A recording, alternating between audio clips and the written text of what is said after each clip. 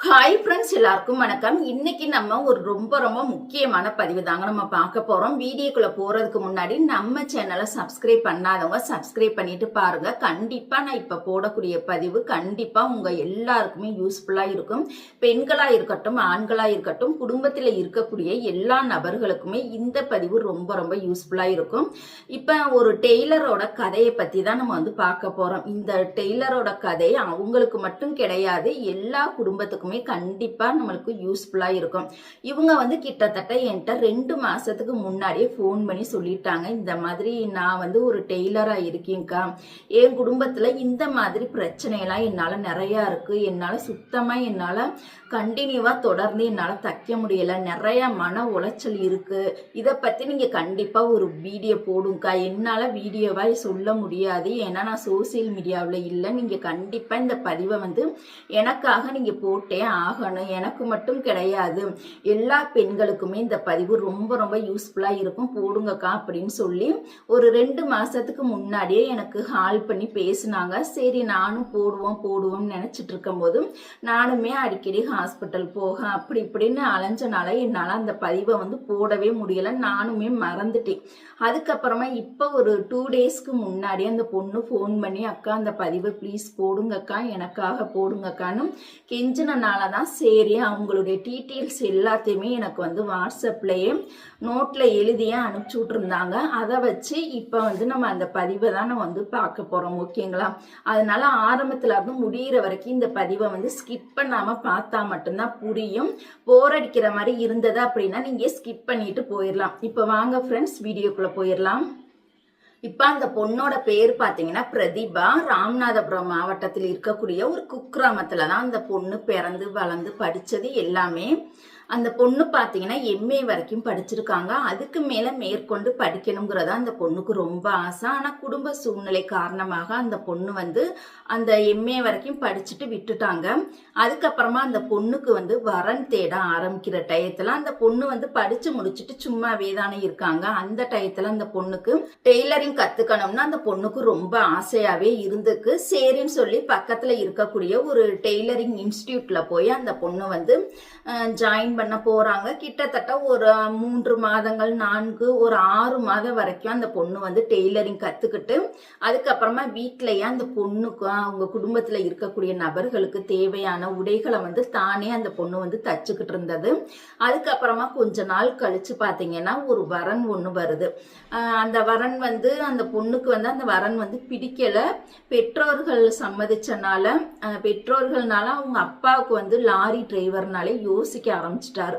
Lorry டிரைவர்னா நான் எல்லாரையும் சொல்லல, ஒரு சில லாரி டிரைவர்னாலே கொஞ்சம் மோசமா தான் இருப்பாங்க. வேணா என் பொண்ணு நான் நல்லா படிக்க வச்சிருக்கேன், போய் லாரி டிரைவருக்கு பொண்ணை கொடுக்க வேண்டாம் அப்படின்னு சொல்லி அவங்க வீட்டுல இருக்கக்கூடிய அவங்க அப்பா, அந்த பொண்ணோட சிஸ்டரோட வீட்டுக்காரர் எல்லாருமே எவ்வளவோ கட்டாயப்படுத்தியும் கூட அவங்க கேட்கலாம். அவங்க அம்மா இல்லை இந்த இடம் ஓகே, ஒரு பொண்ணையாவது நம்ம கிராமத்துல கொடுக்கலாம் அப்படின்னு சொல்லிட்டு கொடுத்துட்டாங்க. ஆனா அவங்க அம்மா நல்ல டைப்பு தான். அந்த மாப்பிள்ளை ஏதோ ஒரு பொய்யான வாக்குமூலத்தை கொடுத்து அவங்க அம்மா நம்ப வச்சுட்டனால அந்த மாப்பிள்ளைக்கே அந்த பொண்ணை கட்டி கொடுத்துட்டாங்க. அந்த மாப்பிள்ளை படிச்சது பாத்தீங்கன்னா +2 வரைக்கும் தான் படிச்சிருக்காங்க. அவங்க பாக்குற வேலை பாத்தீங்கன்னா லாரி டிரைவர். அவங்க அம்மா அப்பா இருக்காங்க, ஓகேங்களா? மற்றபடி அந்த மாப்பிள்ளையோட கூட பிறந்தவங்க யாருமே கிடையாது, ஒரே ஒரு ஆம்பளை தான். மேரேஜ் ஆகி பாத்தீங்கன்னா 20 வருடங்கள் ஆயிடுச்சு அந்த பொண்ணுக்கு மேரேஜ் ஆகி. அவங்க பசங்க பாத்தீங்கன்னா 2 பொம்பளை பிள்ளைங்க. அதுல ஒரு பொண்ணு +2 படிக்குது, இன்னொரு பொண்ணு +1 படிக்கிறாங்க. அந்த 2 பொண்ணுங்களுமே பாத்தீங்கன்னா திண்டுக்கல்ல ஏதோ ஒரு ஸ்கூல்ல, பிரைவேட் ஸ்கூல்ல தான் படிச்சுக்கிட்டு இருக்காங்க, ஓகேங்களா? இந்த மாதிரி டயத்துல இப்படி போய்கிட்டே இருந்தது. லைஃப் ஓரளவுக்கு நல்லா போய்கிட்டே இருந்தது. ஆனா சின்ன பிரச்சனைகள் இருக்கதான் செஞ்சது. திடீர்னு ஒரு கட்டத்துல பாத்தீங்கன்னா அவங்களுடைய இவங்களுடைய ஹஸ்பண்ட் வந்து குடும்பத்துக்கு பணம் வந்து கொடுக்காமலே போயிட்டாரு. இத்தனைக்கு இவங்க பாத்தீங்கன்னா ஐயர் வீடு தான், நான்வெஜ் கூட கிடையாது. ஐயர் வீடுனாலே கொஞ்சம் செலவு சிக்கனமா இருக்கும். ரொம்ப சிக்கனமும் சொல்லல, ரொம்ப அதிகம்னு சொல்லல, ஓரளவுக்கு நார்மலா தான் இருக்கும். ஓகேங்களா. இப்போ ஒரு 3 பேர் 4 பேர் இருக்கிறோம் அப்படின்னா ஐயர் வீடுனா குறைஞ்சபட்சம் ஒரு 10,000 ரூபாய் இல்லாம அந்த குடும்பத்தை ஓட்டவே முடியாது. நானும் சொல்லல, நீங்களும் எல்லாருமே ஒவ்வொரு குடும்பத்துல நீங்க வந்து கணக்கு வழக்க பார்க்கும்போது உங்களுக்கே தெரியும். கண்டிப்பா 10,000 ரூபாய் இல்லாம ஒரு குடும்பத்தை நம்மளால பார்க்கவே முடியாது. அந்த அவங்களுடைய வீட்டுக்காரர் பாத்தீங்கன்னா லாரி டிரைவர், இத்தனைக்கு லாரி டிரைவரா இருக்கனால சம்பளம் பாத்தீங்கன்னா அளவுக்கு அதிகமா நிறைய வாங்குவார். 50,000, 60,000, 70,000 வரைக்கும் கூட வாங்குவாரு. அவருடைய செலவு பாத்தீங்கன்னா பசங்களுக்கு படிப்பு செலவு கொடுத்துருவாரு. 60,000, 70,000 வாங்குறவரு வீட்டுக்குன்னு ஒரு 20,000 கொடுக்க கூடாதா சொல்லுங்க? குறைஞ்சது 10,000 வீட்டு செலவு போக மீதி 10,000 ஒரு சேவிங்ஸ் பண்ணா கூட, அந்த பிள்ளைங்களுக்கு சேவிங்ஸ் பண்ணா கூட அழகா நம்ம வந்து சூப்பராகவே சேவிங்ஸ் பண்ண முடியும். ஆனால் அவர் வந்து ஒரு 50,000, 60,000 சம்பாரிச்சுட்டு வீட்டுக்கு வந்து பணமே கொடுக்க மாட்டாராம். எதுக்கு கொடுப்பாருன்னு பார்த்தீங்கன்னா சிலிண்டருக்கு, அரிசிக்கு, பாலுக்கு, இது 3க்கு மட்டும்தான் கொடுப்பாரு. அந்த பிள்ளைங்களோட பஸ் ஃபீஸு, அப்புறம் ஸ்கூல் ஃபீஸ், இது மட்டும்தான் கட்டுவாரு. வேற மற்ற இதர செலவுகள் எது வந்தாலும் அவர் வந்து கண்டுக்கவே மாட்டாரு. அவங்க அம்மா அப்பாவும் பார்த்தீங்கன்னா திடீர்னு ஒரு கட்டத்தில் தனி கொடுத்தனை வந்து அனுப்பிச்சி விட்டுட்டாங்க. நீங்கள் வந்து தனியாகவே இருந்துக்கங்க அப்படின்னு சொல்லிட்டு, ஒரே ஒரு மயன்தான், நீங்கள் தனியாகவே இருங்கன்னு சொல்லி தனி கொடுத்தனை அனுப்பிச்சி விட்டுட்டாங்க. இந்த பொண்ணுக்கு மனசு வந்து ரொம்ப கஷ்டமாகவே இருந்தது. ஒரே ஒரு பையன் தானே இருக்காங்க, எதுக்கு இவங்க வந்து தனி கொடுத்தனை அனுப்பிச்சி விட்ருக்காங்க? ஏன்னா இங்கே வந்து 4 பேர், அவங்க 2 பேர், மொத்தம் 6 பேருக்கு இந்த அம்மானால வேலை வெட்டி பார்க்கறது கொஞ்சம் வந்து சௌரியமாக இருக்க முடியல அப்படின்னு சொல்லி தனி கொடுத்தனை அனுப்பிச்சி விட்டாங்க. அவங்க அம்மா அப்பா பார்த்தீங்கன்னா வேலைக்கே போகாமல் பக்கத்தில் வந்து கடன் வாங்கி சாப்பிட்டா அந்த கடன், எதுக்கு நீங்கள் கடன் வாங்குறீங்க அப்படின்னு சொல்லி இந்த பொண்ணு வந்து கடன் வாங்காதீங்க. ஏன்னா இந்த பொண்ணு படித்தனால வரவு செலவுல கொஞ்சம் கரெக்டா இருந்திருக்கு. கடன் வாங்காதீங்க, உங்களுக்கு சாப்பாடு செலவுக்கு எதுக்கு வேணும்னாலும் உங்க மையன்ட்ட கேட்டு வாங்குங்க, கடன் வாங்காதீங்கன்னு எவ்வளவோ சொல்லி பார்த்தாலுமே அவங்க வந்து கடன் வாங்குறத நிப்பாட்டவே இல்லை. கடன் பார்த்தீங்கன்னா உங்க மாமியார் மாமனார் அளவுக்கு அதிகமான கடன் வாங்கி வச்சனால இந்த பொண்ணு வந்து படிச்சிருக்கனால இந்த மாதிரி உங்க அம்மா அப்பா கடன் வாங்குறாங்க. வேணான்னு சொல்லுங்க. வேலைக்கு போனா கூட ஏதோ நம்மளுடைய வருமானத்துக்கு தகுந்த மாதிரி கடன் வாங்கிக்கலாம். இவங்க வேலைக்கும் போறதில்ல, அப்புறம் எதுக்குங்க இவங்க கடனை வாங்குறாங்கன்னு சொல்லி இந்த பொண்ணு படிச்சிருக்கனால இந்த கணக்கு வழக்குல கொஞ்சம் கரெக்டா இருந்திருக்கு. ஓகேங்களா. அதை வந்து அவங்க தாங்க முடியாம அவங்க மயங்கிட்ட 1க்கு 2 பத்த வச்சு அந்த கணவன் மனைவிக்குள்ள சண்டையை வந்து மூட்டி விட்டு இவங்க 2 பேத்துக்கும் பயங்கரமான வாக்குவாதம் வந்து இந்த மாதிரி அந்த பொண்ணை வந்து ரொம்ப வந்து தேவையில்லாத ஒரு பழி சொல்லி அந்த பொண்ணு வந்து தேவையில்லாத பழி சொல்லிட்டனால அந்த பொண்ணுக்கு வந்து மனசு வந்து ரொம்பவே கஷ்டமாவே இருந்தது. அதோட அந்த பொண்ணு வந்து விட்டுருச்சு. சரி இனிமேலும் நம்ம வந்து தைக்காம இருக்கக்கூடாது, நம்ம வந்து தைக்க ஆரம்பிக்கணும் அப்படின்னு சொல்லிட்டு அந்த பொண்ணு பார்த்தீங்கன்னா நல்ல ஒரு ஃபேமஸான டெய்லர், நல்லா வந்து ஒரு கடுமையான உழைப்பாளியும் கூட. பயங்கரமா வந்து தைக்க ஆரம்பிச்சிட்டாங்க. இவங்க வீட்டுக்காரர் பார்த்தீங்கன்னா வண்டிக்கு போயிட்டு 2 மாசத்துக்கு ஒரு முறை தான் வர்றனால இந்த பொண்ணு வந்து இனிமேல் நம்ம தைச்சாதான் நம்ம பசங்களுக்கு நல்லது கெட்டது வாங்கி கொடுக்க முடியும். ஒவ்வொரு முறையும் வீட்டுக்கார்ட்ட கேட்டா ஒண்ணுமே வாங்கி தர மாட்டேங்கிறாரா அப்படின்னு சொல்லிட்டு இந்த பொண்ணு வந்து அந்த ஊர்ல போய் நல்லா தைக்க ஆரம்பிச்சிருச்சு. நிறைய கஸ்டமர் வந்து வரவும் ஆரம்பிச்சிட்டாங்க. அவங்களுடைய பசங்க பார்த்தீங்கன்னா காலையில் 7:30க்கெல்லாம் ஸ்கூல் பஸ் வந்துடும், அதனால போயிடுவாங்க. இந்த பொண்ணு என்ன பண்ணிருச்சு, 7:30க்கு போன உடனே என்ன பண்ணிருமா, இந்த பொண்ணு குளிச்சு முடிச்சுட்டு ட்ரெஸ் எல்லாம் மாற்றிட்டு டானு தைக்கிறதுக்கு வந்து உட்காந்துருவாங்க. கரெக்டாக 8 மணி 8:30க்கெல்லாம் டானும் உட்காந்துருவாங்க. 8:30 மணியில இருந்து நைட்டு வந்து ஒரு தூக்கம் வர்ற வரைக்கும் 12 மணி வரைக்கும் கடுமையாக வேலை பார்ப்பாங்க. ஓகேங்களா. அந்த மாதிரி கடுமையாக தைச்சனால இவங்களுக்கு வந்து கஸ்டமருக்கு கேட்குற டயத்துக்கு கரெக்டாக கொடுக்குறனால கஸ்டமரோட எண்ணிக்கை வந்து அளவுக்கு அதிகமாக நிறையா வந்துருச்சு. கிட்டத்தட்ட இந்த பொண்ணோட கதை பார்த்தீங்கன்னா என்னோட கதை மாதிரி தான். சேம் பிரச்சனையாகவே இருக்கும். நிறையா கஸ்டமர் அந்த பொண்ணுக்கு வர ஆரம்பிச்சனால அந்த பொண்ணு பார்த்தீங்கன்னா எனி டைமும் நல்லா பிஸியான டெய்லராகவே மாறி போயிடுச்சு. பசங்களை ஸ்கூலுக்கு அனுப்ப டெய்லரிங்கில் உட்காந்து தைக்க இந்த மாதிரி அந்த பொண்ணு கை நிறையா சம்பாதிக்க ஆரம்பிச்சிருச்சு. காலையில் எப்போதுமே அந்த பொண்ணு வந்து சேரீ கட்டிட்டு வந்து தான் அந்த பொண்ணு வந்து தப்பாங்களாம். ஓகேங்களா? காலையில் 8:30க்கு தைக்க உட்கார்றது, மதியானம் லஞ்ச் டைம் எத்தனை மணின்னு பார்த்தீங்கன்னா 1:30 மணி. லஞ்ச் டைம் மட்டும் 1 to 2 எந்த டைமில் வேணாலும் அந்த பொண்ணு வந்து சாப்பிடுவாங்க. அதுக்கு மேலே திருப்பியுமே 1 hour மட்டும் ரெஸ்ட் எடுத்துட்டு திருப்பி 3 மணியில் இருந்தால் அந்த பசங்க வந்து ஒரு 4:30க்கெல்லாம் வந்துடுவாங்க. 4:30 மணி வரைக்கும் தப்பாங்க. 4:30லேருந்து ஒரு 5:30 மணிக்கு வரைக்கும் அந்த காஃபி டைம், ஸ்நாக்ஸ் டைம் அதெல்லாம் கொஞ்சம் ரெஸ்ட் எடுத்துட்டு திருப்பி 6 மணியில் இருந்து நைட்டு சாப்பாடு செய்கிற வரைக்கும் ஒரு 2 மணி நேரம் 3 மணி நேரம் தைப்பாங்க. சாப்பிட்டு முடிச்சதுக்கப்புறமா திருப்பியும் பார்த்தீங்கன்னா 9 மணிக்கெல்லாம் அந்த பொண்ணு தைக்க உட்காந்துரும். நைட்டு ஒரு 11 மணி 11:30 தூக்கம் வர்ற வரைக்கும் அந்த பொண்ணு தைச்சிட்டே இருக்கும். திருப்பி விசேஷ நாட்கள் எல்லாம் பார்த்தீங்கன்னா காலையில் 4 மணிக்கெல்லாம் கூட எந்திரிச்சு உட்காந்து தைக்க ஆரம்பிச்சிடும் அந்த பொண்ணு. இப்போ அந்த பொண்ணோட வருமானம் மட்டும் பார்த்தீங்கன்னா ஒரு மாசத்துக்கு குறைஞ்சது இப்போ மாசம் 30 நாள் அப்படின்னா ஒரு 10 நாள் தைக்கல அப்படின்னா மாசத்துக்கு அந்த பொண்ணு ஒரு 20,000க்காச்சும் தச்சிருப்பாங்களாம். இல்லை தொடர்ந்து 30 நாளுமே தச்சுட்டாங்க, இல்லை ஒரு நாளைக்கு ஹெவியாக வேலை பார்த்துட்டாங்க அப்படின்னா மாதம் அவங்களால 30,000 வரைக்கும் சம்பாதிக்க முடியும். நான் 30,000க்கு சம்பாரிச்சேன் அப்படின்னு சொல்லியிருக்காங்க. அது மட்டும் கிடையாது, திருவிழா டைம், விசேஷ நாட்கள், தீபாவளி, பொங்கல் அந்த டைம் வந்தது அப்படின்னா நான் 30,000க்கு மேல கூடுதலா 40,000 45,000 கூட நான் சம்பாரிச்சிருக்கேன் அப்படின்னு வேற சொல்லியிருக்காங்க. ஓகேங்களா?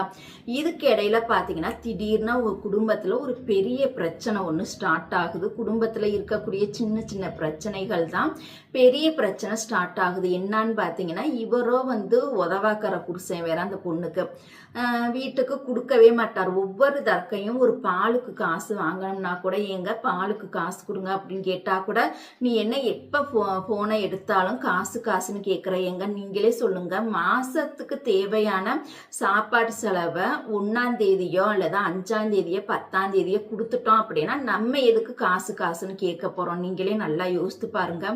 மாசத்துக்கு தேவையான அந்த 10,000த்தையும் கொடுக்கறதும் இல்லை. அப்ப சரி தீர தீர தீர்ந்ததுக்கு அப்புறம் பணம் கேட்கலாம் அப்படின்னா நீ போன் பண்ற போற காசு காசுன்னு கேட்குற அப்படின்னு சொல்லி இப்படியே பிரச்சனை பண்ணிக்கிட்டேன்.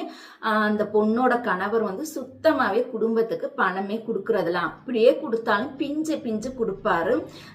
அப்படியே கொடுத்தாலுமே கூட அரிசிக்கு சிலிண்டருக்கு இது 2 மட்டும்தான். அரிசி பார்த்தீங்கன்னா கரெக்டா 40 நாள் வரும், சிலிண்டர் பார்த்தீங்கன்னா அது 35 நாள் வரும். அரிசி கூட 45 நாள் 40 அந்த இதுல போய்கிட்டு இருக்கும். ஓகேங்களா? இப்படி 40 நாளைக்கு ஒரு முறை தான் தருவாரு. இத்தனைக்கும் பார்த்தீங்கன்னா பாலுக்கு கொடுக்க மாட்டாரு, மளிகை சாமானுக்கெல்லாம் அழுதுகிட்டு வாங்கணும், ஸ்நாக்ஸுக்கு கொடுக்க மாட்டாரு, பிள்ளைங்களுடைய ஆரோக்கியத்திற்காக எக்ஸ்ட்ரா செலவுகள் எதுக்குமே கொடுக்கவே மாட்டாரு. இப்படி அந்த பிரச்சனை வந்து ஓடிக்கிட்டே இருக்கனால இந்த பொண்ணு வந்து கை நிறைய சம்பாதிக்கும். ஓகேங்களா? நிறைய சம்பாதிக்கும் பொழுது என்ன பண்ணிருச்சு, சரி அப்ப வந்து இப்போ அந்த டெய்லரை விட்டுட்டா அவர் வந்து வண்டிக்கும் போயிடுவாரு. மாமனாரோ கொஞ்சம் வந்து வயசானவங்க. அப்ப வீட்டுக்கு தேவையான மளிகை சாமான்கள், காய்கறிகள் வாங்கணும் அப்படின்னா அவங்க வந்து திண்டுக்கல் தான் போய் வாங்கணும். அப்படிங்கிற டயத்துக்கு நம்மளால அந்த பஸ்ஸில் ஏறி இப்போ நம்ம வேற ஆளாக போகணும், ஒரே ஒரு கட்டைப்பை தூக்கணும் அப்படின்னா நம்ம வந்து பஸ்ஸை எதிர்பார்த்து நம்ம வந்து பஸ்ஸில் கூட போயிட்டு வந்துடலாம். இந்த பொண்ணு நல்லா ஃபேமஸான டெய்லரும் கூட. 1 மணி நேரம் அந்த பொண்ணு வந்து தைக்கல அப்படின்னா அளவுக்கு அதிகமான கஸ்டமருக்கு அந்த பொண்ணு வந்து பதில் சொல்ல வேண்டிய நிலைமை வந்துடும். ஏன்னா அடுத்தடுத்து கஸ்டமர் துணி கொடுக்க வாங்க, இப்படியே அந்த பொண்ணு வந்து நல்ல ஒரு பிஸியான டெய்லராக இருக்கனால அந்த 1 மணி நேரம் கூட அந்த பொண்ணுக்கு டைம் கிடைக்காது.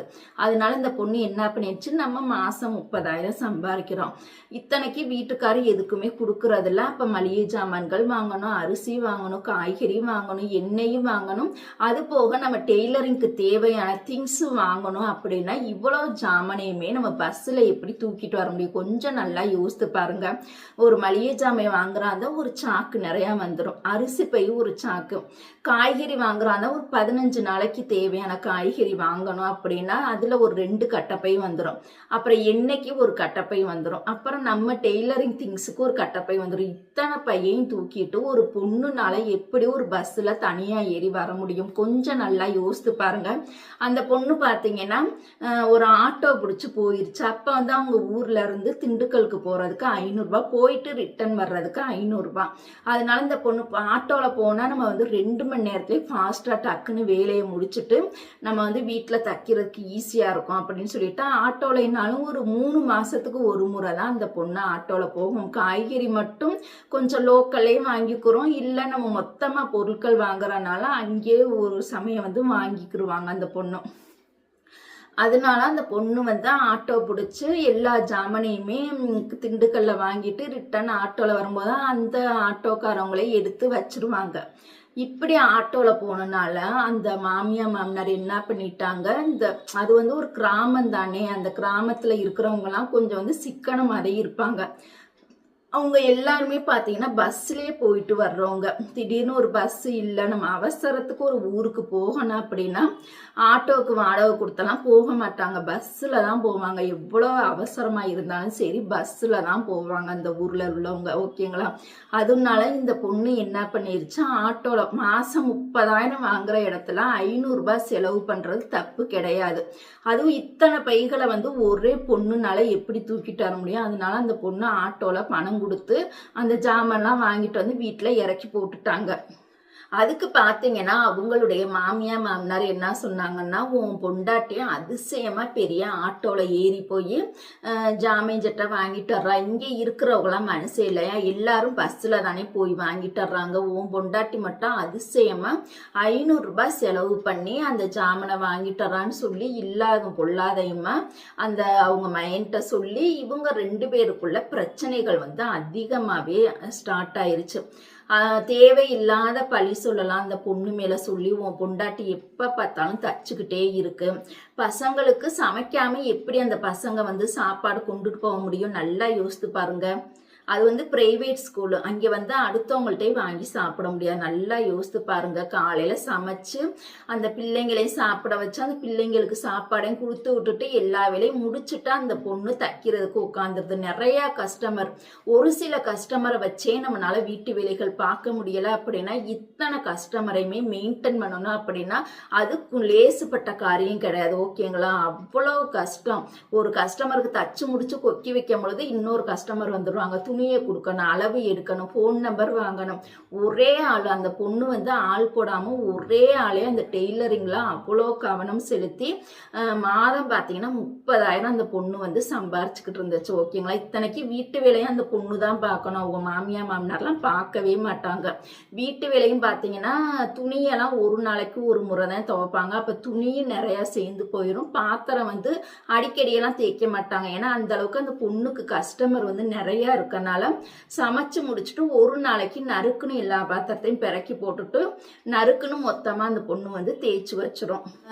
உன் பொண்டாட்டி வந்து வீட்டு வேலை பார்க்கறது இல்லை, பாத்திரம் தேய்க்கிறது இல்லை, துணி துவைக்கிறது இல்லை, எப்போ பார்த்தாலும் மிஷின்லேயே தச்சுக்கிட்டு இருக்கான் இப்படின்னு சொல்லி தேவையில்லாத பழி சொல்ல வந்து அந்த பொண்ணு மேலே சொல்லி அவங்க மையன்ட்ட சொல்லி அவங்க மையன் வந்து பொண்டாட்டியை திட்டி இப்படி தேவையில்லாத வாக்குவாதம் வந்துட்டனால ஒரு கட்டத்தில் அந்த பொண்ணுக்கு வந்து பொறுமை இழந்து இதுக்கு மேலே இனிமேல் நம்ம இந்த ஊர்லேயே இருக்கக்கூடாது அப்படின்னு சொல்லிட்டு அந்த பொண்ணு வந்து அவங்க அம்மா வீட்டுக்கே திருப்பி வந்து போகிறாங்க. இனிமேல் இந்த வீட்டில் இருக்கக்கூடாதுன்னு, நம்மளுக்கு மாமியார் மாமனாரும் சரியில்லை, புருஷனா உதவாக்கிற புருஷன் மாதம் 50,000 60,000 சம்பாரிச்சு வீட்டுக்கு ஒரு சாப்பாட்டு செலவுக்கு கூட காசு தர மாட்டேங்கிறாரு.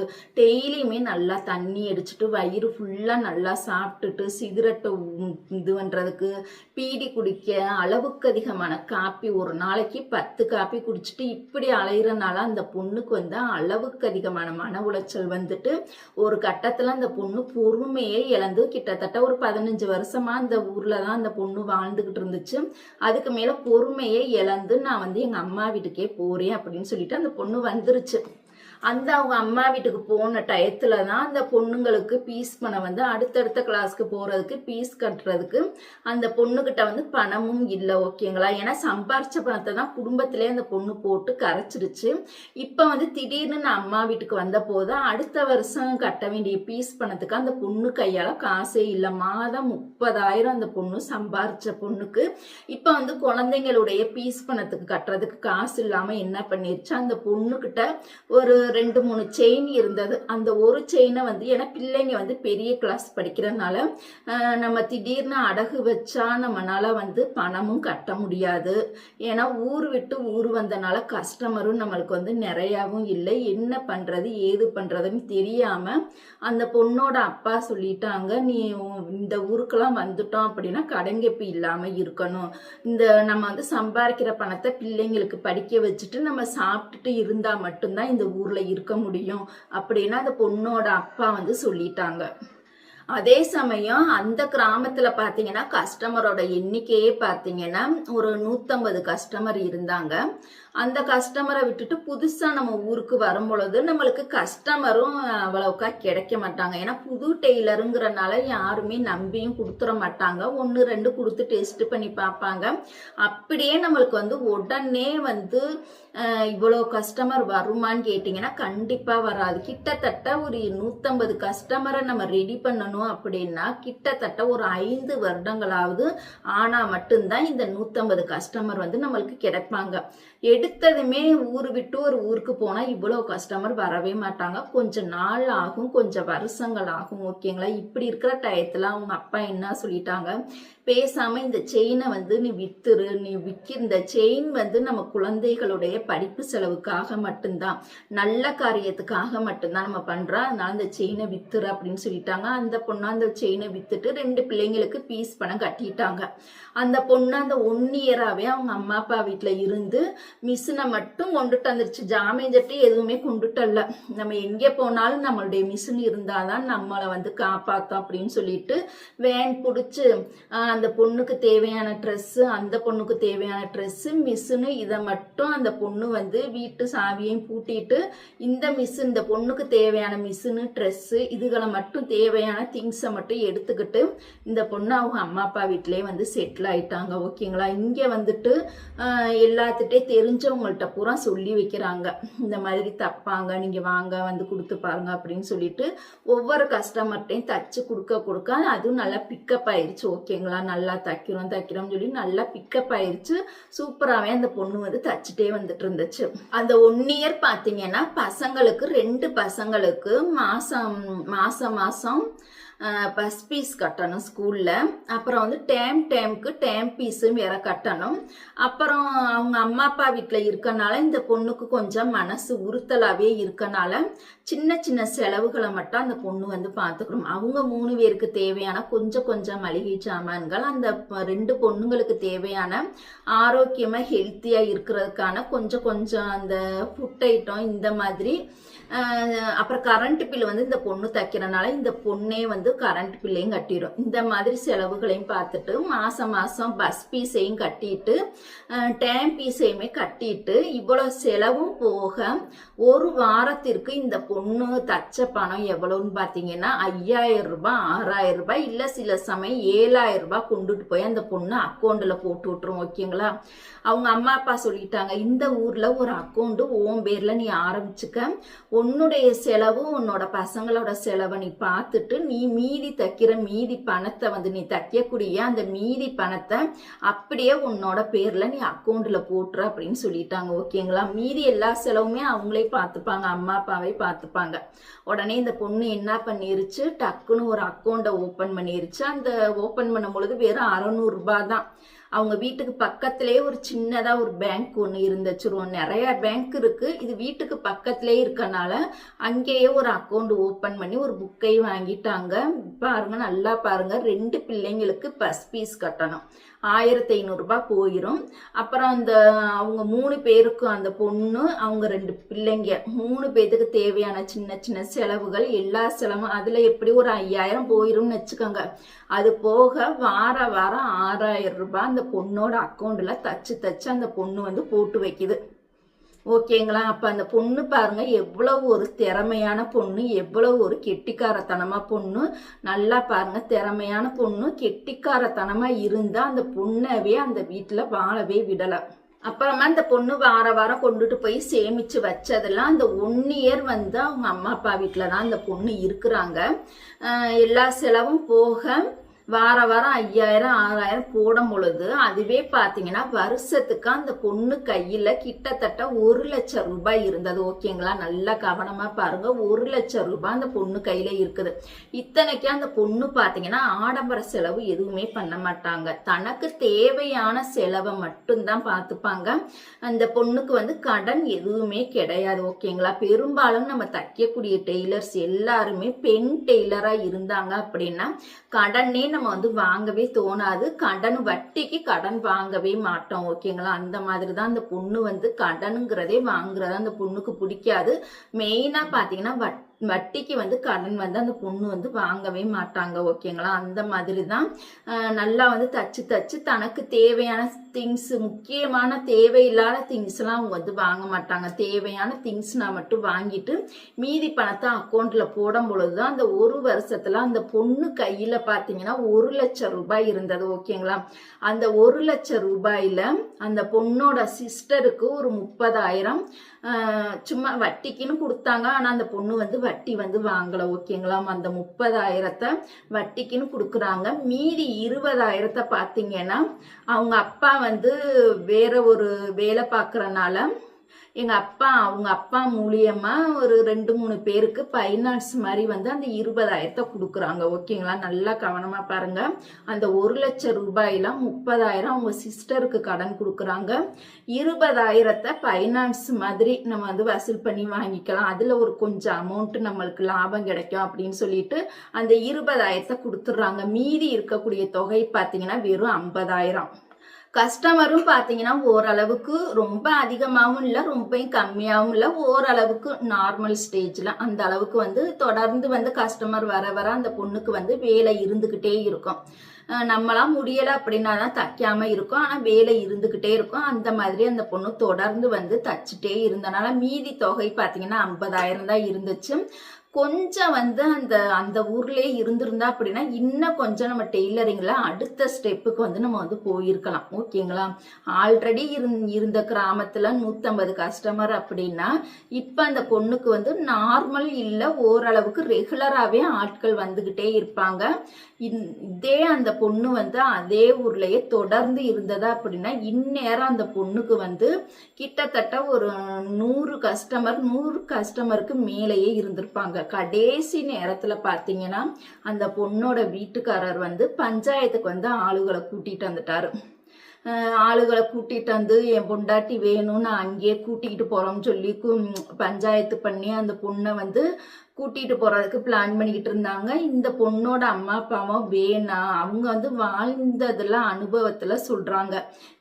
அவங்க வந்து வாழ்ந்த அனுபவத்துல சொன்னாங்க, வேணா போக வேணாம், ஆம்பளை எல்லாருமே இந்த மாதிரி பொய் சொல்லிதான் கூட்டிட்டு போவாங்க, திருப்பி கூட்டிட்டு போயிட்டு திருப்பியும் உனக்கு பழையபடி சாப்பாட்டுக்கு காசு தரல அப்படின்னா ரொம்ப சிரமமாயிரும், அதனால நீ போக வேணாம், இங்கே இருன்னு எவ்வளவோ எடுத்து சொல்லியும் கூட அந்த வீட்டுக்கார் சொல்ல நம்பிக்கிட்டு திருப்பி அந்த பொண்ணு வந்து கரெக்டா 1 வருஷம் முடிஞ்ச உடனே 2வது வருஷம் அந்த ஊருக்கு, அந்த கணவருடைய ஊருக்கே அந்த பொண்ணு போயிருச்சு. ஓகேங்களா? போன இடத்துல பாத்தீங்கன்னா இங்க இருந்து திருப்பி அங்கே ஷிஃப்ட் மாறும் பொழுது திருப்பி அந்த மிஷினு, அப்புறம் வந்து நம்ம 1 இயர் வந்து அம்மா அப்பா வீட்டுல இருந்தனால திருப்பி அந்த வீட்டுக்கு போகும் பொழுது திருப்பி அரிசி இல்ல, மளிகை சாமான்கள் இல்ல, அப்புறம் வீட்டுக்கு தேவையான சின்ன சின்ன பொருட்கள்லாம் இல்ல, டப்பாக்கள் இல்ல அப்படின்னு சொல்லிட்டு திருப்பி ஒரு 10,000 ஒரு 15,000 செலவு பண்ணி அந்த 50,000த்துல அந்த 15,000 செலவு பண்ணி இங்க இருந்து அம்மா அப்பா வீட்டுல இருந்து கணவருடைய ஊருக்கு அந்த பொண்ணு வந்து போயிட்டாங்க.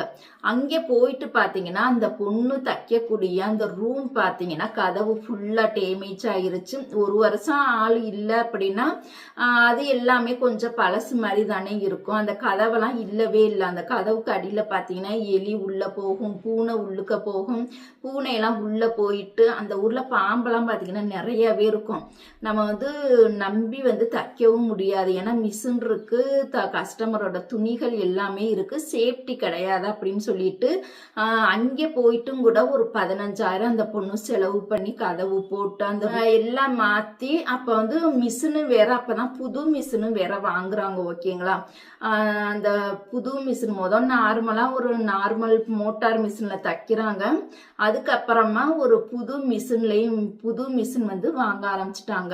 இந்த 50,000 பணத்தில் 15,000 இங்கேருந்து அந்த ஊருக்கு போகும்பொழுது 15,000 செலவாயிருச்சு.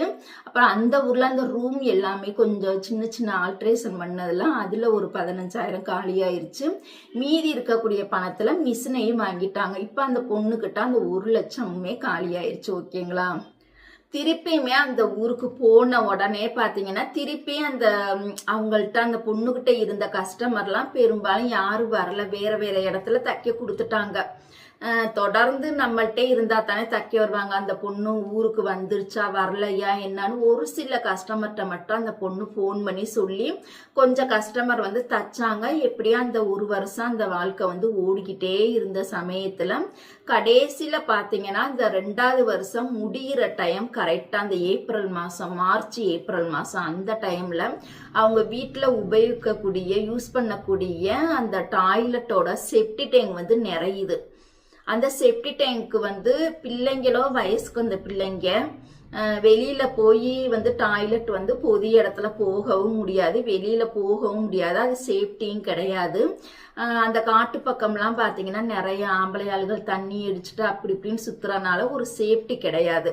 அதனால இந்த பொண்ணு என்ன பண்ணிருச்சு, உடனே செப்டி டேங்க் கிளீன் பண்ணுங்க, கிளீன் பண்ணாதான் இருக்க முடியும், நாளைக்கெல்லாம் போக முடியாது ப்ளீஸ்ன்னு சொல்லி எவ்வளவோ அந்த பொண்ணு கெஞ்சுதான். உங்க வீட்டுக்காரர் தானே உதவாக்கிற புருஷங்கிறனால எதுவுமே அவருக்கு வந்து யோசிக்கவே தோணலை. ஒரு 2 பொம்பளை பிள்ளைகளை வச்சிருக்கோம், நம்ம வந்து வீட்டுக்கு தேவையானதை செய்யணும், குடும்பத்துக்கு காசு கொடுக்கணும், எதுவுமே அவருக்கு தோணலை. அவருக்கெல்லாம் தேவை நல்லா தண்ணி அடிக்கணும், சிகரெட் குடிக்கணும், பீடி ஊதணும், தொடர்ந்தே காப்பி சாப்பிடணும், தட்டு நிறைய சாப்பிடணும், நல்லா சரக்கு போடணும். இதுதான். ஏன்னா அந்த பொண்ணுக்கு வாச்ச புருஷனோ பார்த்தீங்கன்னா உதவாக்கிற புருஷன், ஒன்றுக்குமே ஆகாதவர்.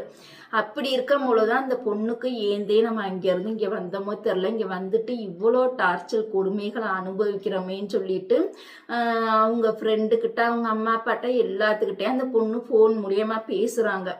திருப்பியுமே வீட்டுக்காரர் சரியில்லை, இங்கேருந்து பஞ்சாயத்து பண்ணி கூட்டிட்டு போய் என்னைய வந்து ரொம்ப டார்ச்சர் பண்ணுறாரு, கொடுமைப்படுத்துறாரு, வீட்டுக்கு திருப்பியுமே பழையபடி பணமே கொடுக்க மாட்டேங்கிறாரு, என்னால் சமாளிக்கவே முடியலைன்னு சொல்லி அந்த பொண்ணு ரொம்ப குழம்ப வந்தேன்.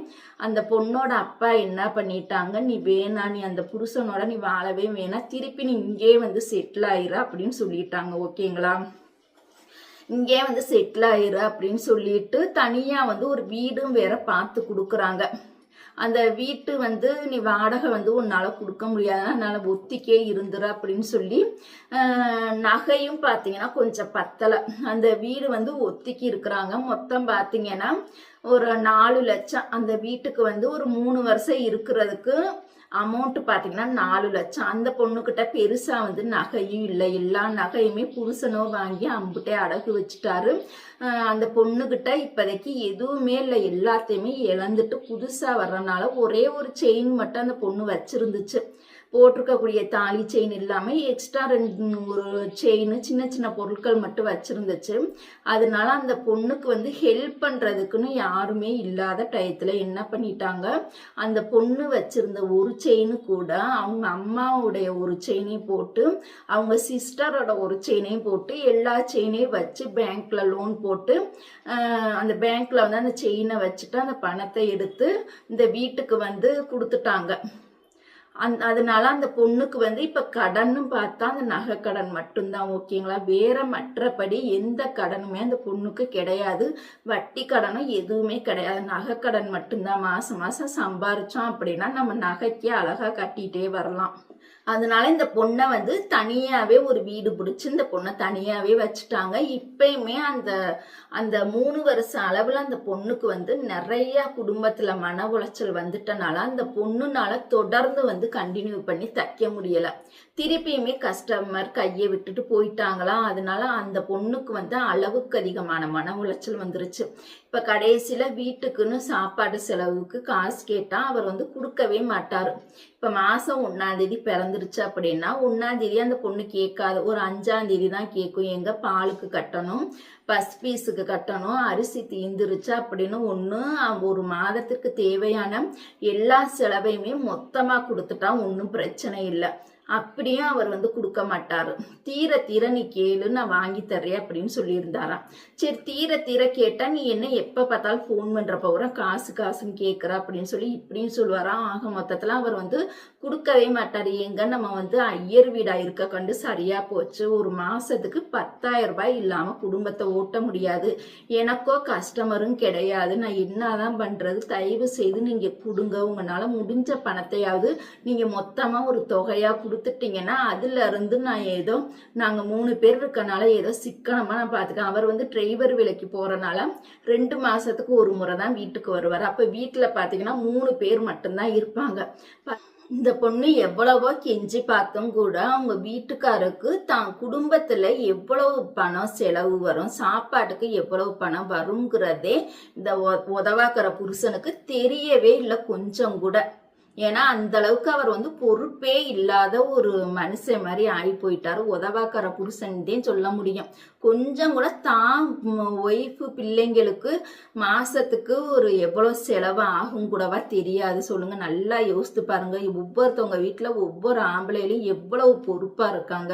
இத்தனைக்கு இந்த 2 பசங்களுமே நல்லா படிக்கிற பசங்க.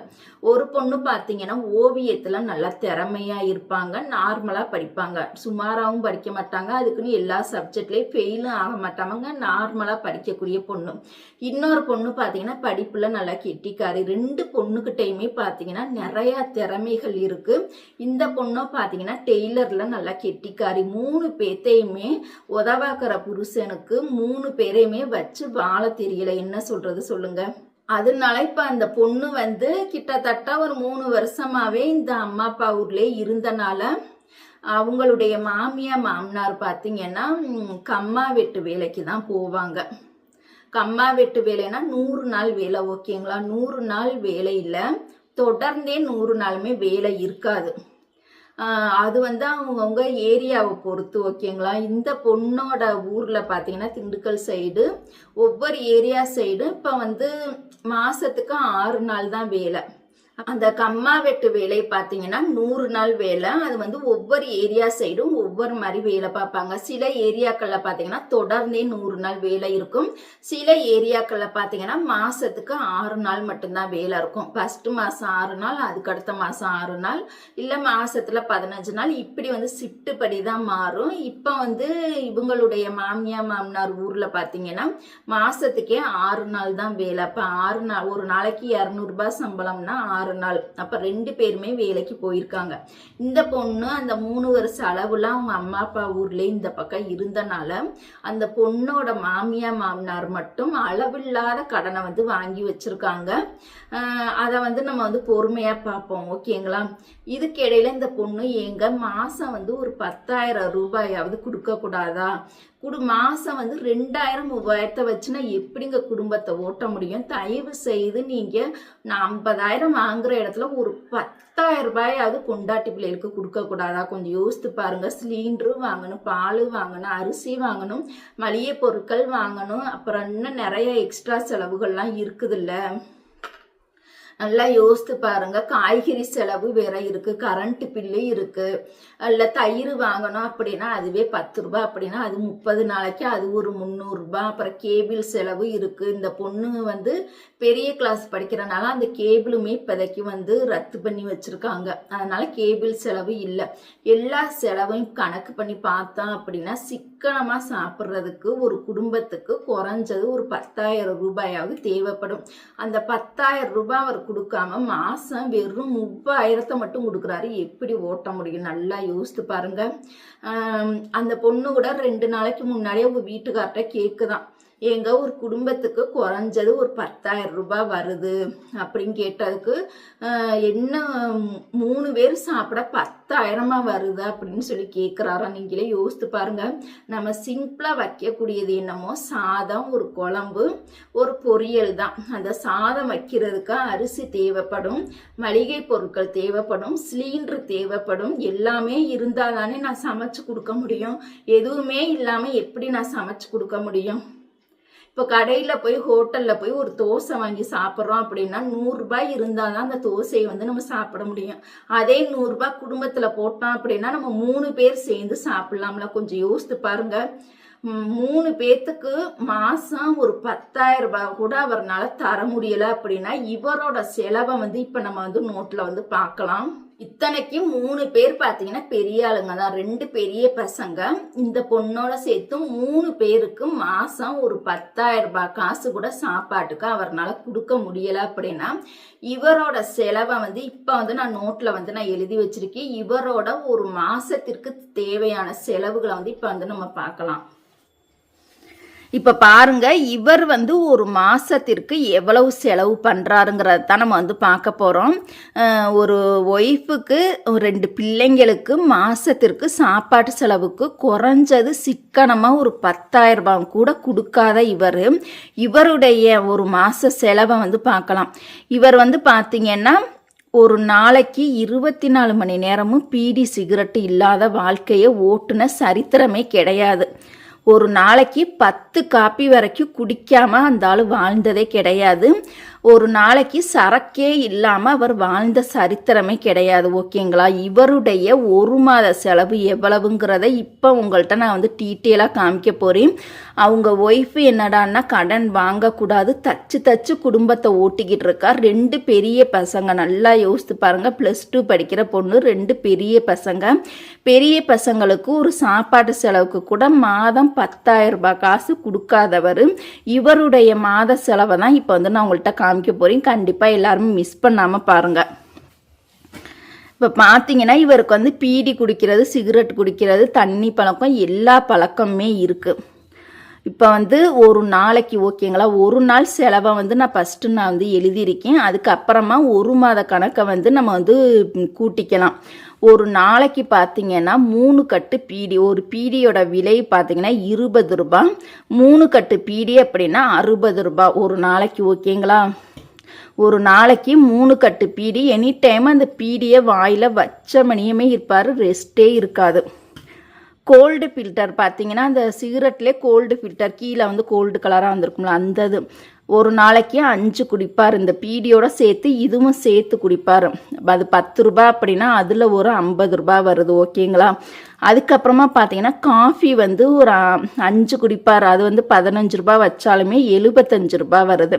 டீ வந்து ஒரு 5 குடிப்பார். அது 10 ரூபாய் வச்சாலுமே 50 ரூபாய் வருது. ஓகேங்களா? அது போக காலையில் பிரேக்ஃபாஸ்ட்டுக்கு 2 தோசை வந்து சாப்பிடுவார், 150 ரூபாய் வந்துடும். மதியானம் லஞ்சுக்கு ஒரு சாப்பாடு 100 ரூபாய் வந்துடும். டின்னருக்கு பார்த்தீங்கன்னா அதிலே 2 தோசை 150 ரூபாய் வந்துடும். அது போக நைட்டு தூங்கும் போது பார்த்தீங்கன்னா இது வந்து அவர் டிரைவர் வேலையில் இருந்தாலும் சரி, வீட்டுக்கு வந்தாலும் சரி, இதே ரூல்ஸ் தான் வந்து அவர் ஃபாலோ பண்ணுவார். சரக்குக்கு மட்டும் பார்த்தீங்கன்னா டிரைவர் வேலையில் இருந்தாரா அப்படின்னா 2 பாட்டில் சரக்கு குடிப்பார். இந்த ஒரு பாட்டிலோட விலை எவ்வளவுன்னு எனக்கு தெரியலை, நானாக வந்து போட்டு வச்சிருக்கேன் 300 ரூபாய்ன்னு சொல்லி. இதே வீட்டுக்கு வந்தாருன்னா 2 இருக்கிற இடத்துல 5 பாட்டில் வந்துடும்.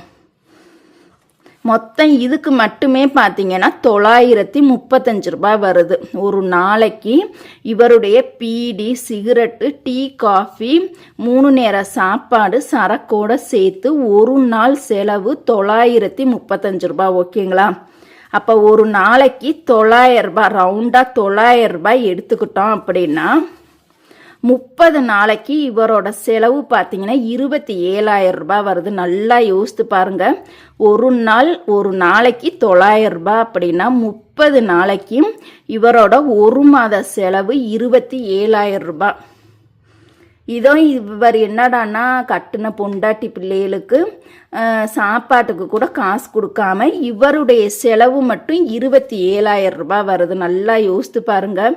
எந்த ஒரு வீட்டிலையா இருந்தாலும் சரி, பொண்டாட்டி பிள்ளைகளுக்கு கண் கலங்காமல் பார்த்துக்கிறவங்க தான் வாழ்க்கையிலையும் முன்னேற முடியும், தொழிலையும் முன்னேற முடியும்.